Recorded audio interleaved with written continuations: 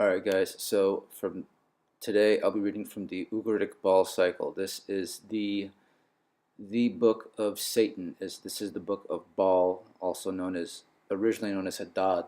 Um, in Hebrew we refer to him as Belial. Now I'll be reading from this briefly.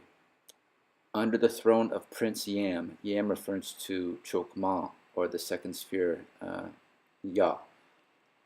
Under the throne of Prince Yam, Kothar wa Hasis. This is referring to Uranus or Anu. I tell thee, O Prince Baal, I declare, O rider of the clouds, now thine enemy, O Baal, now thine enemy wilt thou smite, now wilt thou cut off thine adversary. Thou take thine eternal kingdom, thine everlasting dominion. Kothar brings down two clubs and gives them names. Thy name is Yagrush, chaser. Yagrush, chase Yam from his throne, Nahar from his seat of dominion. Do thou swoop in the hand of Baal like an eagle between his fingers. It strikes the back of Prince Yam. These clubs that Kothar made are referring to other Venusian intelligences. This one is referring to Beelzebub, and the other one I'm still figuring out who it's referring to. Between the arms of Judge Nahar, Yam is firm, he is not bowed, his joints bend not, nor breaks his frame.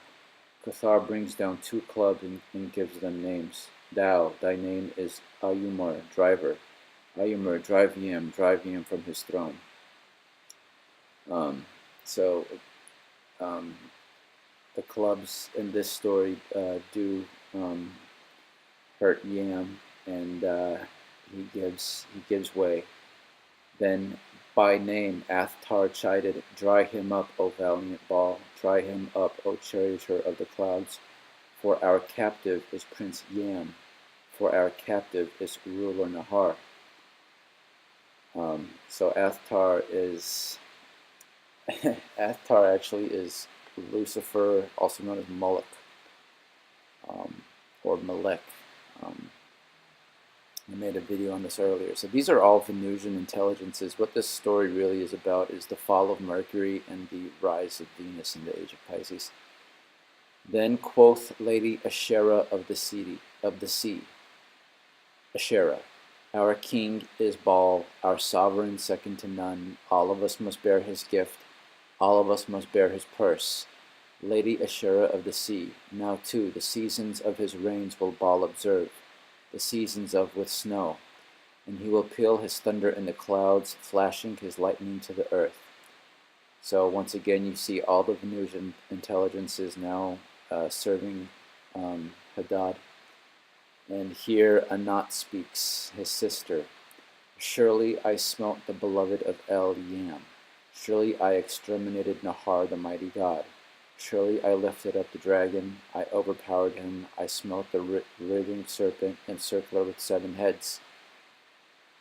So, now that Hadad has briefly taken control, it reads, So Baal dwells in his house, and Baal says, or Belial says, No king or god, nor commoner the earth my dominion shall inherit. So he's not letting any other gods come onto this plane, as this is his plane. So he says, Tribute I'll not send to divine Mot.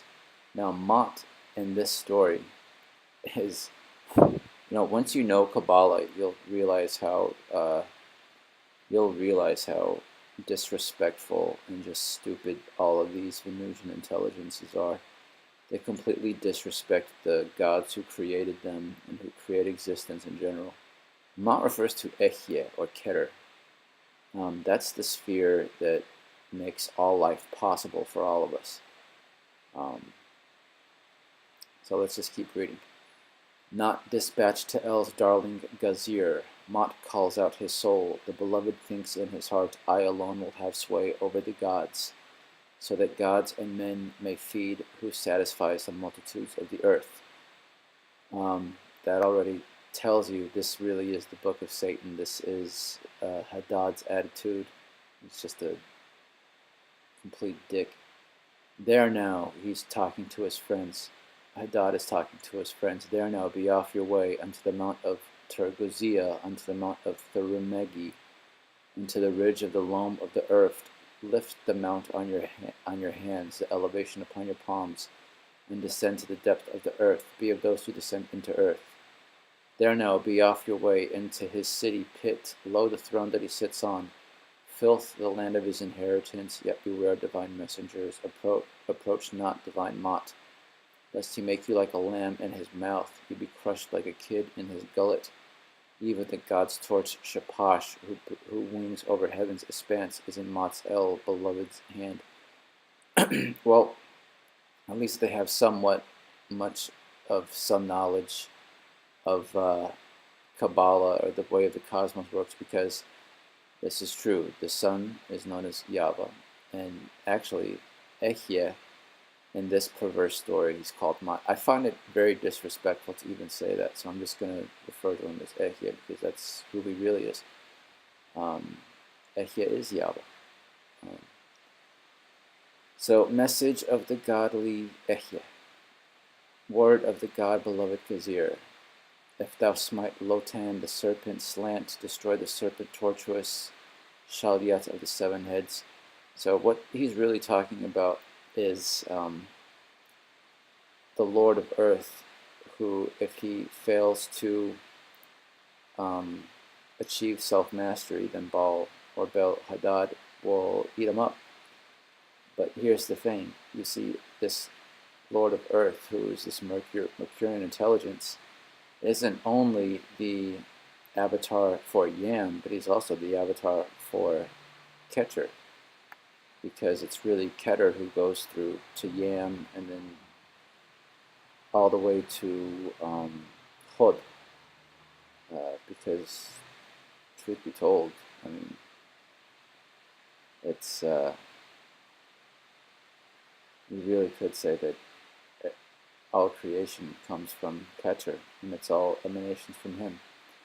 So, reading on, we see that Anat says that she seized Mot, she rips his garments, she closes in on him, she tears his clothes.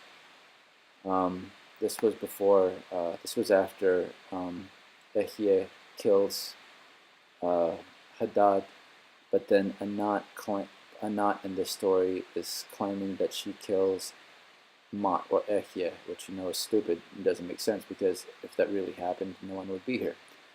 So this book is just telling you how Venus has essentially rebelled against the universe, and their leader, who is they call Baal, but you know his name's Hadad, or we call him Belial, has just ruled with darkness. So I'll be reading more of this in more detail, but I just wanted to give this a good backdrop.